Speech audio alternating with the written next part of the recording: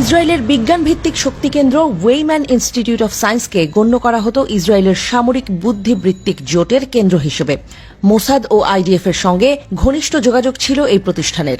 ইরানের অভিযানে কৌশলগতভাবে গুরুত্বপূর্ণ এই প্রতিষ্ঠান এখন কেবলই ধ্বংসস্তূপ।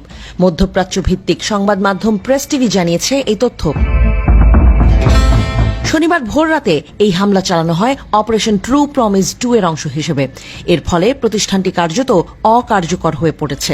ইসরায়েলি সংবাদ মাধ্যমের ভাষ্যমতে এই হামলা মোটেও দুর্ঘটনাবশত নয়, বরং খুব সচেতনভাবে ইসরায়েলের সামরিক ও প্রযুক্তিগত গবেষণার কেন্দ্রবিন্দুতে আঘাত হানার জন্যই এই পরিকল্পনা করা হয়েছিল।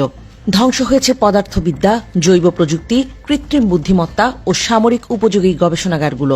বিশ্লেষকদের ভাষায় ক্ষতির মাত্রা বিপর্যয়কর।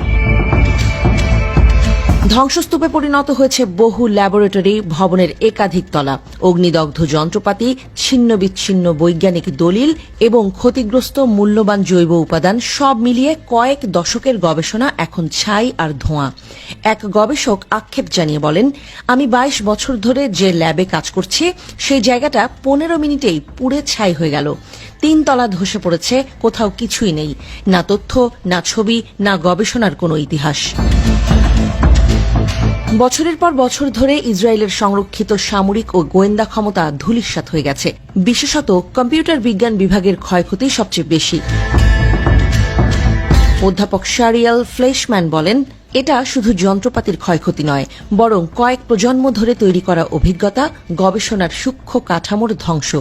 অজস্র রাতের নিদ্রাহীন পরিশ্রম, DNA library, stem cell, genetically engineered fly strain সব শেষ। এই ধ্বংসযজ্ঞ শুধু একটি প্রতিষ্ঠানের শেষ নয়, বরং একটি প্রশ্নও জাগিয়ে দিয়েছে, ইরানি প্রতিশোধমূলক অভিযানের মুখে ইসরায়েলের ভবিষ্যৎ ঠিক কোথায় দাঁড়িয়ে আছে।